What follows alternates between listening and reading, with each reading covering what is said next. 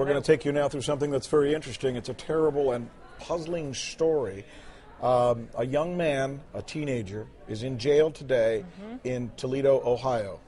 The reason he's in a jail in Toledo, Ohio, was because of an alleged sexual assault. The case is still pending in large measure, but people call it out rape.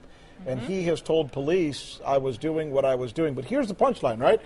It all happened in plain view of witnesses, in broad daylight, next to a street while people were driving by, right? Right. And that's the thing. I mean, it's one of those stories that was certainly on our radar, and it made me think, what would you do if you're driving by? You would hope you would stop and do something, but that's the thing. No one did anything as far as getting out of a car. Imagine, especially ladies, you're 26, you're walking. This woman was walking to the library, like you said, broad daylight. This guy pops out of nowhere, takes a pair of scissors to your neck, forces you down to the ground, rapes you. No one stops to help. And this is that area, by the way. I'm drawing a picture for folks, and we'll be able to see part of it. It's like in that easement between the sidewalk and the street, right? Right. Broad daylight, again. Now, one woman who did drive by, she did call 911. Here is a portion of that call. Listen. On the cell phone, Toledo 911. Yes, I think that there's somebody either taking advantage or raping somebody on Royalton by Birchall, about 2 streets more west or something like that. It's a black guy, and he's taking off the pants of a white woman, and they're laying on the sidewalk. This is a black male? Yes, with a white girl on the ground, and her legs are all exposed, and he's between her legs. And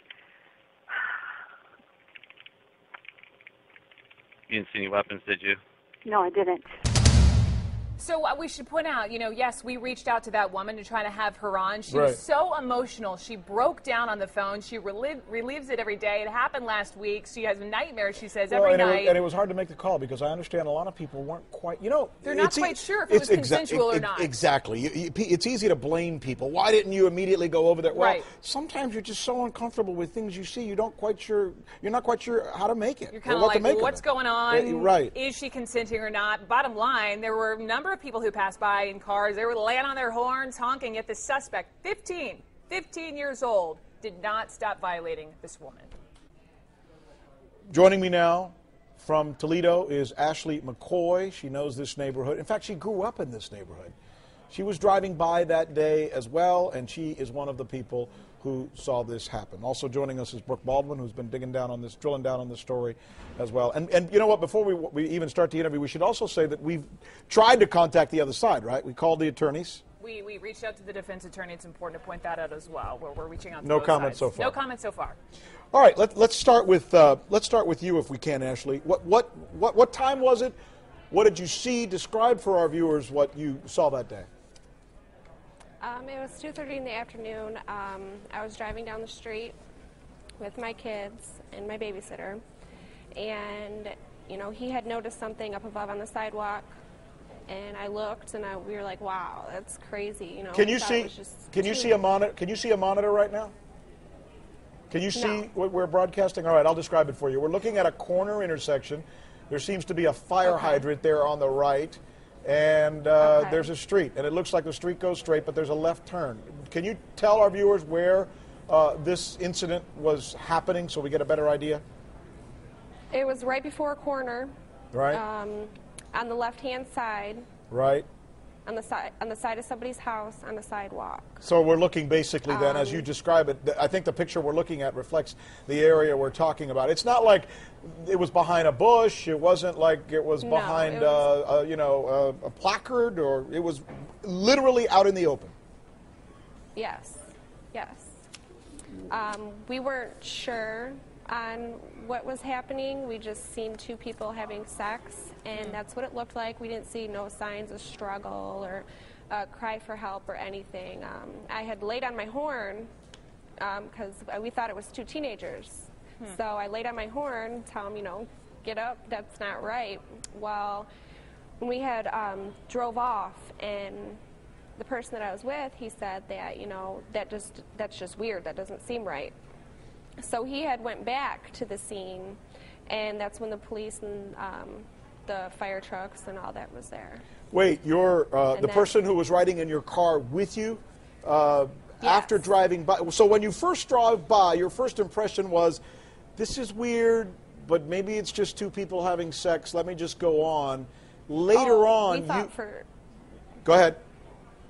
I said we thought for sure that it was just two people having sex. There was no other, anything that indicated that anything else but them having sex. So interestingly enough, other motorists went by and reported to police, as in the sound that we shared with our viewers moments ago, that to them it was a rape.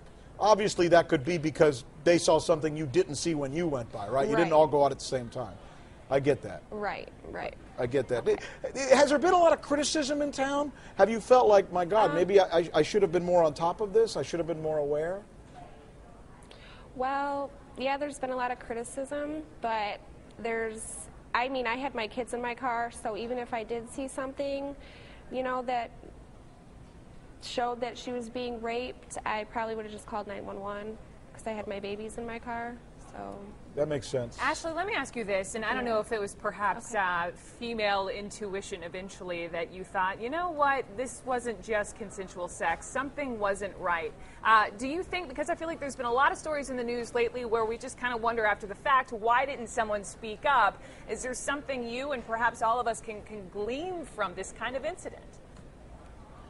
I didn't think anything of it. I just thought it was just consensual sex. There was no signs of her being raped as far as any struggle or a cry for help. What about now? I laid on my horn. Yeah, now do you wish you had stopped? Yes. Of course, but like I said, there's nothing else that I could have done besides call 911 because I had my kids in my car. One more thing. I have to ask you one more thing because I just heard you say I laid on my horn, which doesn't sound like just a quick beep, toot toot thing. You laid on your horn, so it was a loud sound.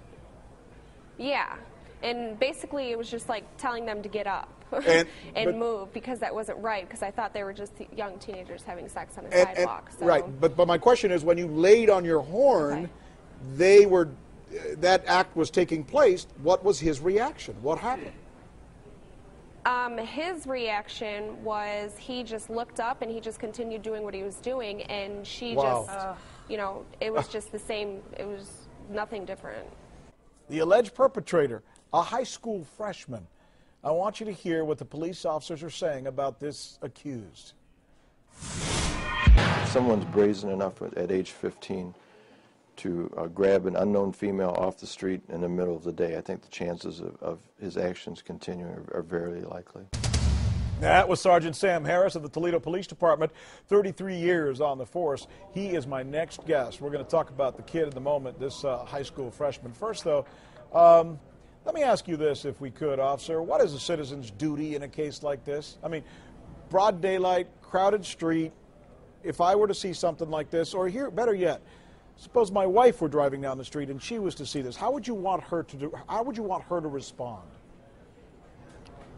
Just exactly as the caller whose 911 tape you played. Call the police immediately, supply them with as much and complete information as they can, and then let the police respond from that point on. At what point, Sergeant, would you want someone who feels capable of going in there and trying to either break it up or save this young lady? Well, we don't encourage people to become involved in a physical nature on their own due to the risks they may entail on their own. Ever? In this case, it's a personal decision. I would like to think that if a young virile male was to be able to stop the assault, they would. But in this case, the suspect was armed with a pair of scissors, which he'd already threatened the female with, his victim. And if he was brazen enough to threaten and rape a female on a city street in broad daylight, who's to say what he might have done had someone tried to intervene?